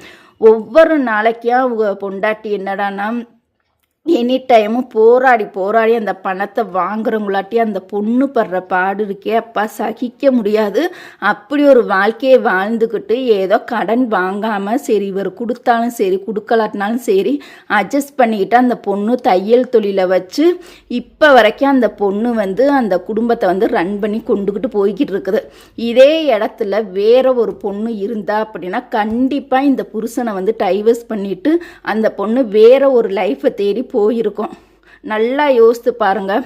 தையல் தொழில் தெரிஞ்சிருந்தோம் அப்படின்னா கண்டிப்பாக அவங்க வட்டிக்கு கடன் வாங்க மாட்டாங்க. வீட்டுக்காரர் பணம் தரலை அப்படின்னா கண்டிப்பாக தச்சுனாச்சு நம்ம குடும்பத்தை கொண்டுட்டு போகணும். நம்ம பிள்ளைங்களுக்கு கேட்குறத ஆசைப்பட்டதை வாங்கி கொடுக்கணும்னு நினச்சி தன்னுடைய உடம்பை மெழுகு மாதிரி உருக்கி தான் அந்த தையல் தொழிலில் அந்த வேலையை அவள் பார்த்துக்கிட்டு இருக்கா. இத்தனைக்கு இந்த பொண்ணுக்கு தையல் தொழில் தெரிஞ்சனால இந்த பொண்ணு தச்சேன குடும்பத்தை அட்ஜஸ்ட் பண்ணி போய்கிட்டு இருக்கு. அப்போ இவருக்கு தெரியணுமா இல்லையா, பரவாயில்ல நம்ம பணம் கொடுத்தாலும் கொடுக்கலாட்டினாலும் நம்மளை விட்டு போகாமல் தச்சு நம்ம குடும்பத்து தேவைகளை, நம்ம குடும்பத்துக்கு உண்டான தேவைகளையும் பூர்த்தி செய்கிறா, பசங்களோட தேவைகளையும் பூர்த்தி செய்கிறா, அவளுக்கு தேவையான தேவைகளையுமே பூர்த்தி செய்கிறான்னு ஒரு எண்ணம் வர வேணாம் அந்த புருஷனுக்கு, உதவாக்கிற புருஷனுக்கு. இப்படியா ஒரு கொஞ்சம் கூட மாதம் ஒரு 60,000 சம்பாதிக்கிறவர் மாதம் குறைஞ்சது ஒரு 15,000 கொடுத்தா கூட 10,000 அந்த பொண்ணு வீட்டு செலவுக்கு போக ஒரு 5,000 சேமித்து வச்சா கூட அழகாக சூப்பராக குடும்பத்தை ரன் பண்ணி கொண்டுட்டு போகலாம்.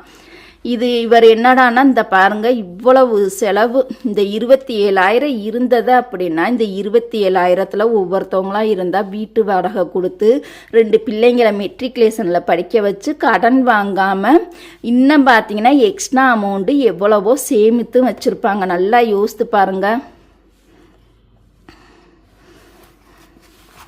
இப்போ பாருங்கள், மனைவி 2 குழந்தைகளுக்கு சிக்கனமாக செலவு செஞ்சால் மட்டும் 3 பேருக்கும் குறைஞ்சது மாத செலவு 10,000 ரூபாய் வருது. ஓகேங்களா? ஆனால் இவர் கொடுக்க வேண்டிய பணம் என்னமோ, இவர் கொடுக்கக்கூடிய பணம் என்னமோ வீட்டுக்கு வெறும் 2,000 ரூபாய் 3,000 ரூபாய் தான் கொடுக்குறாரு. இதை வச்சு அந்த பொண்ணு எப்படி குடும்பத்தை ஓட்ட முடியும்? இதே இடத்துல இந்த பொண்ணு இருக்கிற வேண்டிய இடத்துல வேற ஒரு பொண்ணாக இருந்தால், இப்படி வீட்டுக்காரர் உதவாக்கிற வீட்டுக்காராக இருந்தா அப்படின்னா கண்டிப்பாக 180% பெண்கள் தப்பான வழியில் போகிறதற்கு வாய்ப்புகள் நிறையா இருக்குது. சில பெண்கள் கணவர் சரியில்லை அப்படின்னா தப்பான வழியில் முடிவு எடுத்து இறந்தும் கூட போயிருக்காங்க. ஓகேங்களா? நான் எதுவுமே செய்யலை. நான் தையல் தொழில் தெரிஞ்சனால அந்த தையலை வச்சு இந்த பிள்ளைங்களுக்கு தேவையான செலவு, குடும்பத்துக்கு தேவையான செலவை போட்டு அந்த பொண்ணு தைக்கிறனால அந்த செலவை பார்த்துக்கிட்டு இருக்கு, அட்ஜஸ்ட் பண்ணி அந்த பொண்ணு பார்த்துக்கிட்டு இருக்கு. இவருக்கு இந்த பொண்ணோட அருமையை கொஞ்சம் கூட தெரியலை. இப்போ அந்த பொண்ணோட மாத செலவு இப்போ பார்க்கலாம். ஒரு குடும்பத்துக்கு தேவையான மாத செலவு இது பூரா சிக்கனமாக செலவு தான், ஆடம்பர செலவு கிடையாது. அதுக்கு மேலே எக்ஸ்ட்ரா செலவு. அந்த பொண்ணுங்க பார்த்தீங்கன்னா +2 படிக்கிறனால மார்க் மட்டும் 600க்கு 600 வாங்கணுமா அவங்க அப்பாவுக்கு. ஆனால் அந்த மார்க் வாங்கணும் அப்படின்னா அந்த பொண்ணுங்களுக்கு ஹெல்த்தியான சாப்பாடு கொடுத்தா தானே மார்க் அதிகமாக வாங்க முடியும். நல்லா யோசித்து பாருங்கள். மார்க் மட்டும் வேணும் ஆனால் சாப்பாட்டுக்கு காசு கொடுக்கக்கூடாது. மார்க் மட்டும் வேணும் ஆனால் காய் வாங்க காசு கொடுக்கக்கூடாது. மார்க் மட்டும் வேணும் பால் வாங்க காசு கொடுக்கக்கூடாது. என்னங்க நியாயம்? பால் செலவு பார்த்தீங்கன்னா ஒரு மாதத்துக்கு சிம்பிளாக 200 தான் அந்த பொண்ணு வாங்கும். சிம்பிளாக பார்த்தீங்கன்னா 800 ரூபாய் வருது. இத்தனைக்கும் 1/2 லிட்டர் 1 லிட்டர்லாம் வாங்காது. பால் செலவு 800 ரூபாய் ஒரு மாதத்துக்கு. மளிகை பொருட்கள் சிம்பிளாக இத்தனைக்கு அது சமைக்கிறதுக்கு தேவையான பொருட்கள் மட்டும்தான் பார்த்தீங்கன்னா 1500 இன்னும் இதில் பார்த்தீங்கன்னா எக்ஸ்ட்ரா எண்ணெய்க்கு வேறு தனியாக வந்து 500 போட்டிருக்கோம். ஓகேங்களா? இன்னும் எக்ஸ்ட்ரா அந்த பசங்களுக்கு ஹார்லிக்ஸ் வாங்கணுமோ இல்லை பூஸ்ட் வாங்கணுமோ அது இதுன்னு வாங்கணும்னா இன்னும் எக்ஸ்ட்ரா அது 3000க்கு மேலே வந்துடும். அதனால் எதுவுமே சேர்க்காம சமைக்கிறதுக்கு தேவையான சிக்கனமான மளிகை பொருட்கள் மட்டும் 1500. காய்கறி செலவு பார்த்தீங்கன்னா 2000. ஒரு மாதத்துக்கு நம்மளுக்கு 4 வாரங்கள் வருது. ஒரு வாரத்திற்கு 400 வரும். ஆனால் இவர் கொடுக்க வேண்டியது என்னமோ 300. ஆனால் இவர் வாரம் காய்கறிக்கு கொடுக்கவே மாட்டார்.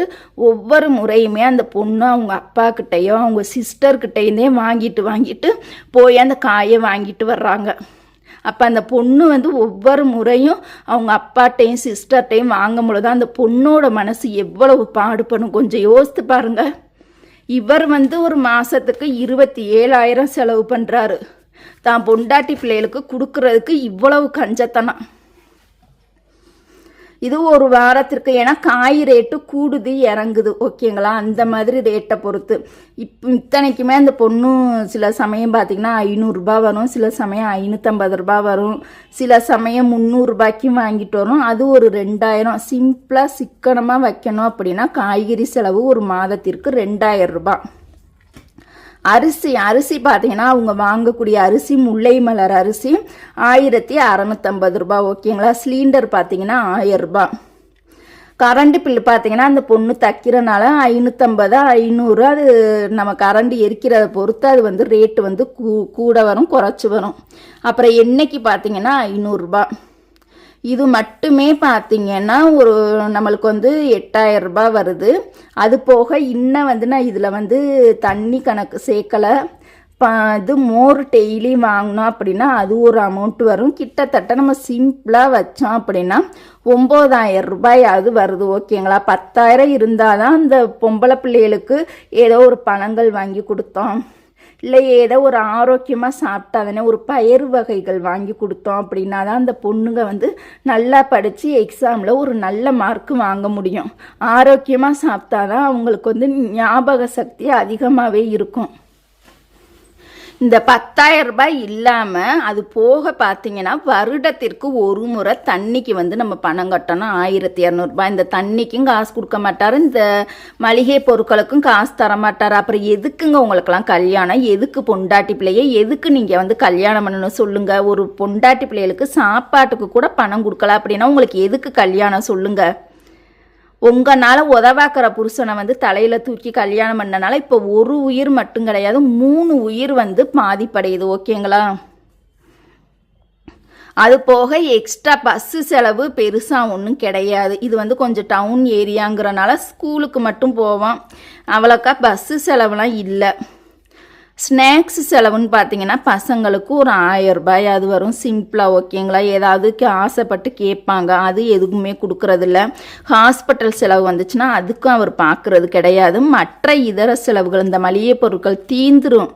இதுவே ஒரு மாதத்துக்கெலாம் வராது, தீந்துரும். 15 நாள் 20 நாள்லேயே தீந்துரும். அப்படின்னா அதை ஒரு மாதம் வரைக்கும் கொண்டுட்டு போகணும் அப்படின்னா அந்த மற்ற இதர செலவுகள் இதில் வந்துடும். அது போக ஸ்கூல் ஃபீஸ் பார்த்தீங்கன்னா அந்த ஸ்கூலோட பஸ் ஃபீஸ் பார்த்தீங்கன்னா மாதம் 2 பிள்ளைகளுக்கு 1500 கட்டணும், 2 பசங்களுக்கும் கட்டணும். டியூஷன் ஃபீஸ் பார்த்தீங்கன்னா ஒரு பொண்ணுக்கு மட்டும் 300 கட்டணும். இது 2ல் பார்த்தீங்கன்னா 1800 வருது. அது போக ஸ்கூலில் பார்த்தீங்கன்னா எக்ஸ்ட்ரா செலவுகள் ஏதாவது அதை வாங்கிட்டு வாங்க இதை வாங்கிட்டு வாங்க அப்படி இப்படின்னு சொல்லுவாங்கள்ல, அதுக்கு ஒரு 200. மொத்தம் பார்த்தீங்கன்னா ஸ்கூல் பஸ் ஃபீஸுக்கும் டியூஷன் ஃபீஸ் அந்த எக்ஸ்ட்ரா செலவோடு சேர்த்து இது ஒரு 2000 வரும்.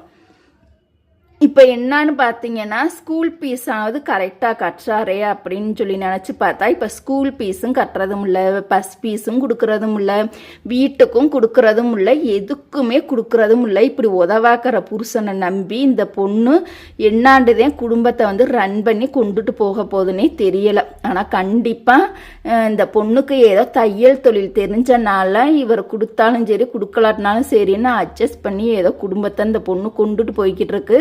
ஆனால் இந்த பொண்ணு இடத்துல வேற ஒரு பொண்ணு இருந்தால் கண்டிப்பாக இந்த உதவாக்கிற புருஷனை என்னைக்கோ டைவர்ஸ் பண்ணியிருக்கும்.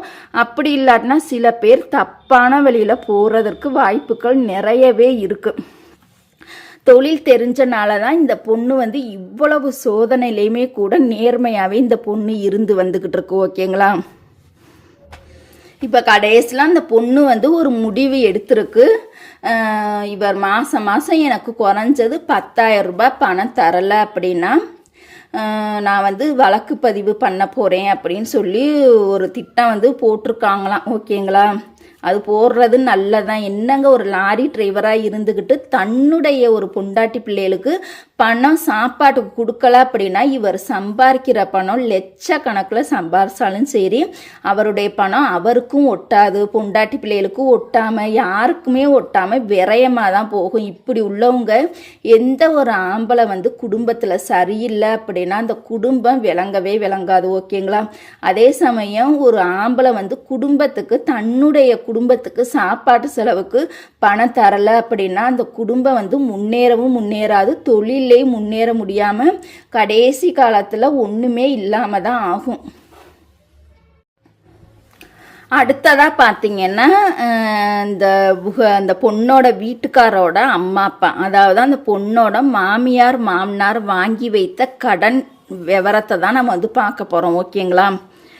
இப்போ இந்த 3 வருஷ அளவில் அந்த பொண்ணு வந்து இந்த சைடே அவங்க அம்மா அப்பா வீட்டு சைடு வந்துட்டனால இவங்களுடைய கடன் அந்த 3 வருஷ அளவில் தான் வாங்கி வச்சுருக்காங்க. ஓகேங்களா? இப்போ அந்த பொண்ணு புகுந்த வீட்டில் இருந்திருந்தா இவ்வளோ கடன் வந்திருக்காது. ஏன்னா அந்த பொண்ணு படித்த பொண்ணுனால வரவுக்கு மீறி செலவு பண்ணக்கூடாது. நம்ம எவ்வளவு சம்பளம் வாங்குகிறோமோ அதுக்குள்ளே தான் செலவை பார்த்துக்கணும், அதுக்குள்ளே செலவையும் பார்த்து நம்ம சேமித்து வைக்கணுங்கிறதா அந்த பொண்ணோட திட்டம். ஓகேங்களா? அந்த பொண்ணு எது சொன்னாலும் அவங்க வீட்டில் யாருமே கேட்க மாட்டாங்க. புருஷனோ உதவாக்கிற புருஷன், மாமியா மாமனாரோ சரியில்லை, அவங்க எப்போ பார்த்தாலும் வேலைக்கே போகாமல் கடனை வாங்கியே சொத்தையே அழிச்ச ஃபேமிலி அந்த ஃபேமிலியே. நீங்கள் அந்த ஊரில் போய் கேட்டு பார்த்தாலே தெரியும். அந்த அம்மா வந்து எந்த ஊரில் இருந்து கட்டிக்கிட்டு வந்தாங்க, அந்த பொண்ணோட மாமியாரை வந்து எந்த ஊரில் இருந்து கட்டிட்டு வந்தாங்கன்னு பார்த்தீங்கன்னா தேனி மாவட்டத்தில் ஏதோ ஒரு ஊர். ஓகேங்களா? கல்யாணம் ஆகி அந்த மாமியார் வந்து கல்யாணம் ஆகி அந்த ஊருக்கு வந்தப்ப வேலைக்கே போகாமல் ஒரு பெரிய தோட்டத்தையே இப்படி தான் கடனை வாங்கி வச்சு பெரிய தோட்டத்தையே விற்றுட்டாங்க. அதுக்கப்புறமா கொஞ்ச நாளில் இந்த பொண்ணை கட்டிக்கிட்டு போயிட்டு கொஞ்ச நாளில் ஒரு 5-6 வருஷத்தில் கடனை வாங்கி வச்சு வீட்டுக்கு பின்னாடி இருக்கக்கூடிய இடத்தையுமே விற்றுட்டாங்க. அதுக்கப்புறம் அந்த வீட்டுக்கு பின்னாடி இருக்க இடத்தையுமே நாங்கள் விற்க போகிறோம், என் கடனை நீங்கள் அடைச்சிங்கன்னா அந்த இடத்த நீங்களே வச்சுக்கோங்க, அடைக்கலை அப்படின்னா அந்த இடத்த வேறவங்களுக்கு நாங்கள் விற்றுருவோம் அப்படின்னு சொல்லி இந்த பொண்ணோட மாமியார் மாமனார் பிளாக்மெயில் பண்ண ஆரம்பிச்சிட்டாங்க. இந்த பொண்ணை அப்பயுமே தன்னோட நெக்லஸ் அடமானம் வச்சு அந்த இடத்த வந்து வாங்கிருச்சு.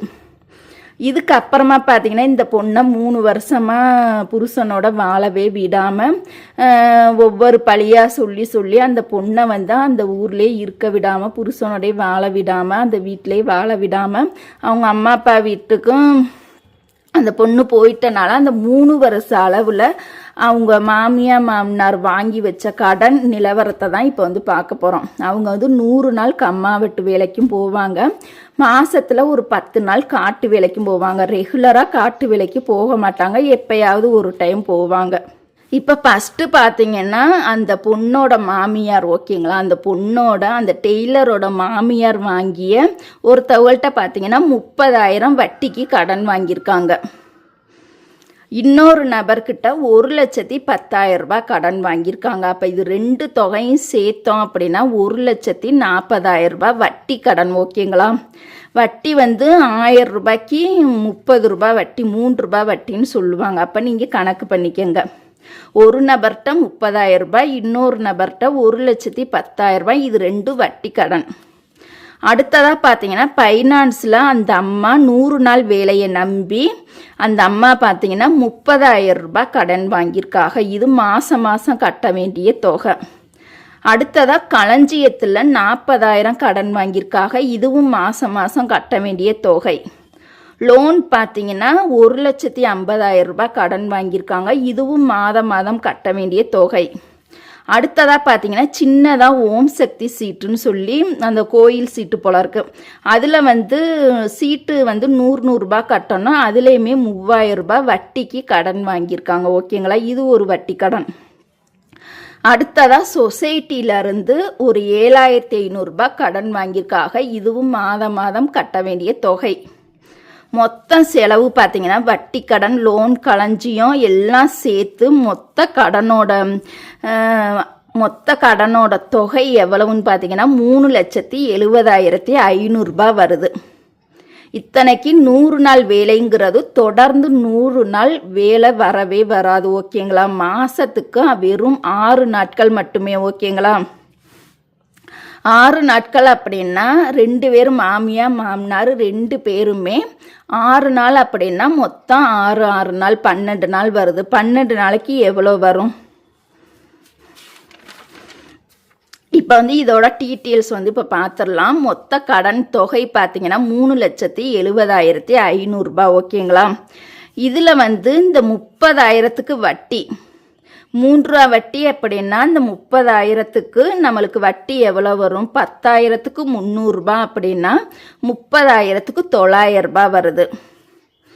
அப்போ இந்த 1,40,000க்கு இந்த 30,000ம் இந்த 1,10,000 இது 2 தொகையும் சேர்த்தோம் அப்படின்னா 1,40,000க்கு ஒரு மாதம் வட்டி பார்த்தீங்கன்னா 4,200 ரூபாய். ஓகேங்களா?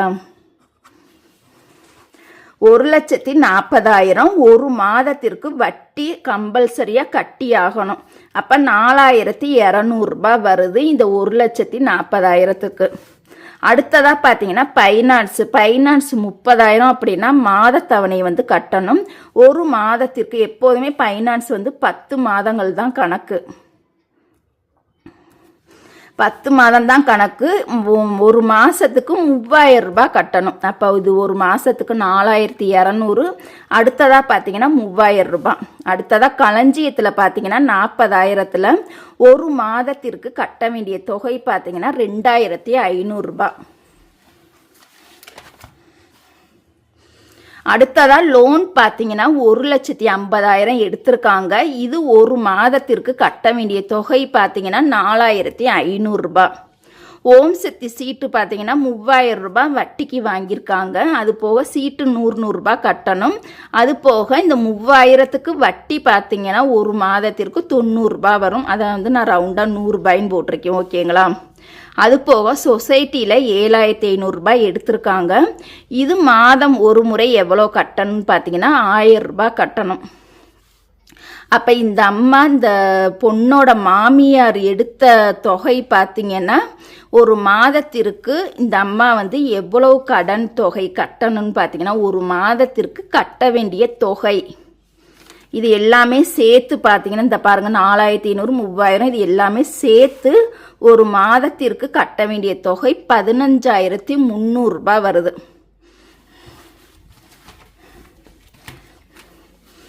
இவங்க பார்க்கக்கூடிய வேலை என்னமோ 100 நாள் வேலை தான். காட்டு வேலைக்கு மாதத்திற்கு 10 நாள் போவாங்க. அதுவுமே ரெகுலராகவே போக மாட்டாங்க. வருஷம் 365 நாளும் ரெகுலராக போக மாட்டாங்க.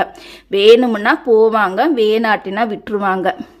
இப்போ ஒரு நாளைக்கு கூலி 200 ரூபாய் அப்படின்னா மாமியார் மாமனார் 2 பேர் வேலை பார்க்குறாங்க. 6 6 12 நாட்கள். ஓகேங்களா? அப்போ 12 நாட்களுக்கு வெறும் இவங்களுடைய சம்பளம் பார்த்தீங்கன்னா வெறும் 2,400 ரூபாய் தான்.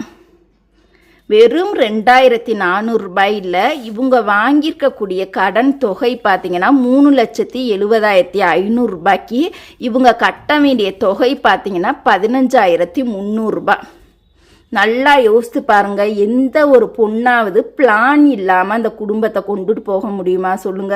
கரெக்டான பிளான் இருந்தால் மட்டும்தான் அந்த குடும்பத்தை நம்ம கரெக்டாக கண்ட்ரோல் பண்ணி கொண்டுட்டு போக முடியும். ஒரு பிளானுமே இல்லாமல் வெறும் சம்பள பணம் 2,400 ரூபாயை வச்சு இவ்வளோ கடன் வாங்கியிருக்காங்க. நல்லா யோசித்து பாருங்க. எந்த குடும்பத்திலையாவது ஒரு பொம்பளை இப்படி ஒரு கடன் வாங்குவாங்களா? நல்லா யோசித்து பாருங்க. இந்த அம்மா பார்த்தீங்கன்னா சம்பளம் என்னமோ 2,400 ரூபாய், கடன் பார்த்தீங்கன்னா ஒரு மாதத்திற்கு ஒரே ஒரு மாதத்திற்கு கட்ட வேண்டிய தொகை 15,300 ரூபாய். இதில் 100 நாள் அம்மா வெட்டு வேலைக்கு ஒரு மாதத்திற்கு எத்தனை நாள்? வேலை பார்த்தீங்கன்னா 6 நாட்கள் மட்டுமே. ஓகேங்களா? தொடர்ந்து 100 நாள் வராதான். அதே மாதிரி சம்பளம் பார்த்தீங்கன்னா மாதம் மாதம் வருமானு கேட்டால் மாதம் மாதம் வராது. சில சமயம் மாதம் மாதம் ஏறும், சில சமயம் ஒரு மாதம் ஏறாது, அப்புறம் 2வது மாதம்தான் ஏறும். யோசிச்சு பாருங்க, அந்த அம்மாவுக்கு எந்த ஒரு வேலையுமே தெரியாது. காட்டு வேலைனாலும் எல்லா காட்டு வேலைக்குமே போக மாட்டாங்க. சும்மா அந்த களை வெட்டுற வேலை அதுக்கு மட்டும்தான். ஓகேங்களா? கடன் கொடுக்குறவங்கள்தான் எதை நம்பி இவ்வளோ கடன் கொடுத்தாங்கன்னு தெரியல.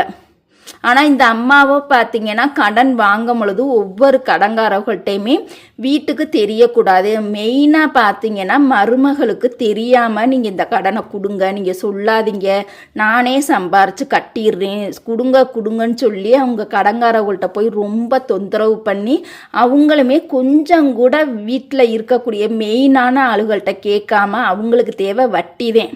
வட்டிக்காக ஆசைப்பட்டு இந்த அம்மாவை நம்பி இவ்வளோ கடன் கொடுத்துருக்காங்க.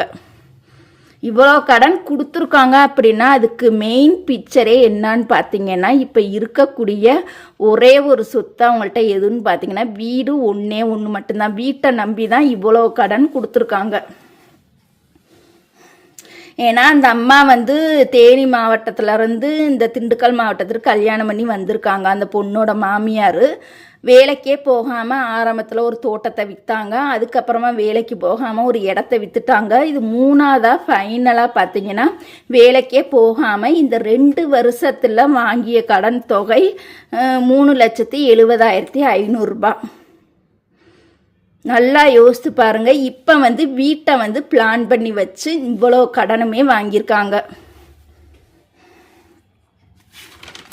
இது மட்டும் கிடையாது. அவங்களுடைய தொகை பார்த்தீங்கன்னா இது எல்லாமே அவங்க கடன் எடுத்தது, லோன் வாங்கினது, வட்டி கடன் எல்லாத்துக்கும் சேர்த்து 15,300 ரூபா மட்டும்தான் இதை சொல்லியிருக்கேன். அது போக என்ன பாருங்க எக்ஸ்ட்ரா செலவு. இது மட்டும் கிடையாது. காட்டு வேலைக்கு ஒரு நபருக்கு மட்டும் 10 நாட்கள் மட்டும்தான் வேலைக்கு போவாங்க ஒரு மாதத்துக்கு. அதில் 200 ரூபாய் தான் வரும். ஓகேங்களா? அப்போ 10 நாள் வேலைக்கு போனால் அப்படின்னா 2,000 ரூபாய். இதில் பார்த்தீங்கன்னா 2,400 ரூபாய், இதில் ஒரு 2,000. மொத்தம் இந்த அம்மாவோட இந்த பொண்ணோட மாமியாரோட மொத்த சம்பளம் எவ்வளவுன்னு பார்த்தீங்கன்னா 4,400 ரூபா மட்டும்தான் சம்பளம். செலவு பார்த்தீங்கன்னா இந்த லோன் லோனு கடன் எல்லாம் சேர்த்து மாதம் 15,000க்கு சம்பாரிச்சா மட்டும்தான் இந்த 15,300 ரூபாயை கட்ட முடியும். இவங்க சம்பாதிக்கிற சம்பள பணம் என்னடானா வெறும் 4,400 ரூபாய் தான். எப்படி எதை நம்பி இவ்வளோ கடன் வாங்கினாங்க? வீட்டை நம்பி தான். மயன் மயனோ உதவாக்கிற புருஷன், மயன் காசு கொடுக்கல அப்படிங்கும்போது இந்த அம்மா நல்லா தீட்டி தள்ளிருச்சு. கடனை வாங்கி நல்லா தீட்டி தள்ளிருச்சு. பொண்டாட்டிக்கோ கைத்தொழில் தெரிஞ்சனால தச்சு அவங்க 3 உயிரையுமே அந்த பொண்ணு பார்த்துக்கிறது. மாமியார் பார்த்தீங்கன்னா மயன் காசு தரலைங்கிறதுக்காக கண்ட மினிக்கு கடனை வாங்கி நல்லா ஏற்றி வச்சிருக்காங்க. இது மட்டும் கிடையாது உங்களுடைய செலவு. இப்போ பாருங்க, இந்த செலவு எவ்வளவுன்னு பார்த்தீங்கன்னா 15,300. இந்த 15,300ல் 4,400 ரூபாய் போயிருச்சு அப்படின்னா மீதி 10,900 ரூபாய் வருது. ஓகேங்களா? 10,900 ரூபாய் அந்த அம்மா எப்படி கட்டும்? நல்லா யோசித்து பாருங்க. மாதம் 16,000 சம்பாரிச்சாதே அந்த 15,300 ரூபாயை நம்மளால கட்ட முடியும். இந்த அம்மாவோட சம்பள பணம் என்னமோ வெறும் 4,400 ரூபாய் மட்டும்தான். 4,400 ரூபாயில் 15,300ல் 4,400 ரூபாயை கழிச்சோம் அப்படின்னா மீதி தொகை இந்த 10,900 ரூபாய் அந்த அம்மா எப்படி கட்டும் சொல்லுங்க? இந்த கடனை கட்டுறதுக்கு வேற ஒரு இடத்துல ஒரு கடனை வாங்க வேண்டியது. ஓகேங்களா? இப்படிதான் இந்த அம்மா வேலைக்கே போகாம கடன் வாங்கி தான் இந்த கடன் தொகையை அந்த அம்மா கட்டும். இது மட்டும் கிடையாது செலவு. நல்லா பாருங்க, இவர்களுடைய ஸ்நாக்ஸ் செலவு 1,000 ரூபாய்.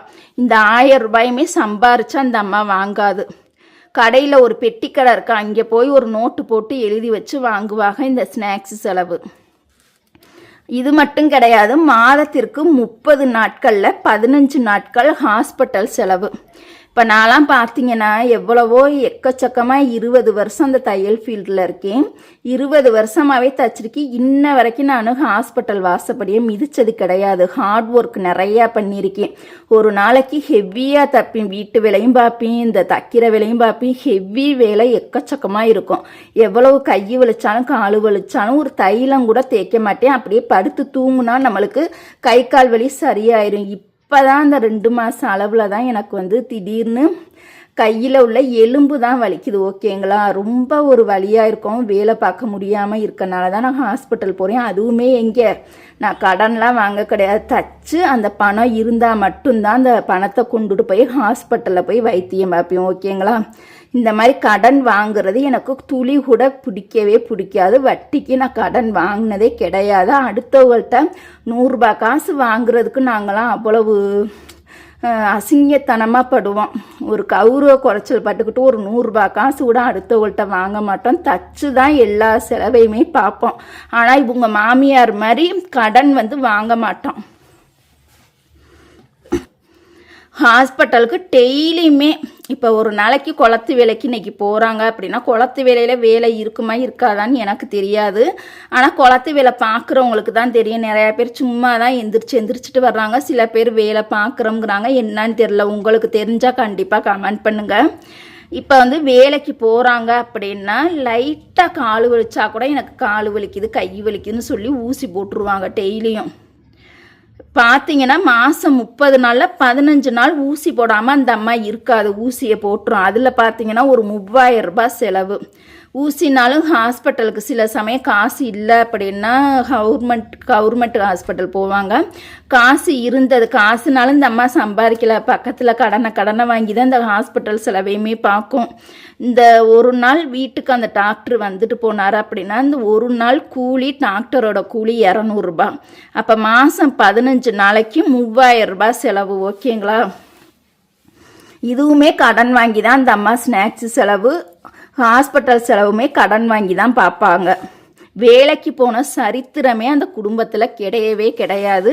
அந்த பொண்ணோட மாமியார் இத்தனை வருஷமாகவே வேலைக்கு போன சரித்திரம் கிடையவே கிடையாது. கடன் வாங்கி தான் குடும்பத்தையே ஓட்டுவாங்க. அது போக பார்த்தீங்கன்னா பஸ்ஸு செலவு. இந்த அம்மா எனி டைமு வீட்டிலையே இருக்காது. எனி டைமு பஸ்ஸு ஏறின மணியமாகவே இருக்கும். இப்போ பொதுவாக லோக்கல்லே எங்கேயாவது பக்கத்தூருக்கு, இந்த ஊர்லேருந்து பக்கத்தூருக்கு போகணும் அப்படின்னா அடிக்கடி போய்கிட்டே இருக்கும். மாதம் 30 நாளில் 20 நாள் பஸ்ஸு ஏறாமல் இந்த பொம்பளை இருந்ததே கிடையாது. 500 ரூபாய் இந்த அம்மா இருந்ததே கிடையாது. லோக்கலில் மட்டும் போனோம் அப்படின்னா 500 ரூபாய். இதே வெளி ஊர்களுக்கு போகணும் அப்படின்னா கண்டிப்பாக அந்த பஸ்ஸோட டிக்கெட்டு செலவு மட்டும் 2000க்கு மேலேயே வந்துடும். அந்த கடன் தொகையோடு பார்த்தீங்கன்னா இந்த ஸ்நாக்ஸ் செலவு, ஹாஸ்பிட்டல் செலவு, பஸ்ஸு செலவு, இது எல்லாமே கடன் தான். எல்லாமே கடன் வாங்கி தான் இவ்வளோ செலவையுமே பார்க்குறாங்க.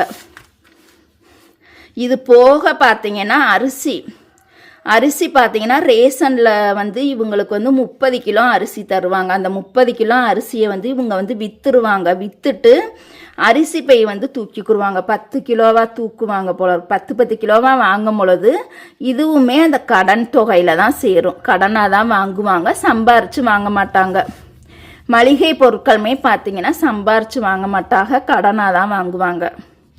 காய்கறியுமே பார்த்தீங்கன்னா இது மட்டும்தான் கொஞ்சம் காசு போடுவாங்க போல இருக்க. அதுவுமே பார்த்தீங்கன்னா ஊட அந்த கடன் தொகையிலேருந்து எடுத்து கடன் வாங்குவாங்க. கரண்ட் பில்லு பார்த்தீங்கன்னா அவங்க மையன் கட்டிடுவார். அந்த பொண்ணோட உதவாக்கிற புருஷன் கட்டிடுவார் அந்த கரண்ட் பில்லை. அடுத்ததான் பார்த்தீங்கன்னா நம்ம இந்த கவர்மெண்ட்ல இருந்தால் அவங்களுக்கு 1000 ரூபாய் பணமும் வேற வருது. ஓகேங்களா, மாதத்திற்கு ஒரு முறையாவது மாதம் ஒரு 5 ப்ளவுஸாவது இவங்க தச்சிருவாங்க. இப்போ நான்லாம் டெய்லர் தான் பேர். எனக்குன்னு ஒரு ப்ளவுஸ் தைக்க எனக்கு நேரம் இருக்காது. நிறையா விசேஷத்துக்கு போவோம் வருவோம். ஆனால் நிறையா ட்ரெஸ்ஸு இருக்கும். ஆனால் அந்த ப்ளவுஸ் தைக்க டைம் இருக்காது. அது என்னன்னே தெரியலை. இனிமேல் தான் ஒவ்வொரு ப்ளவுஸாவது தச்சு ரெடி பண்ணணும். ஆனால் இவங்க பார்த்தீங்கன்னா மாதத்திற்கு ஒரு முறையாவது 5 ப்ளவுஸ் தச்சுருவாங்க.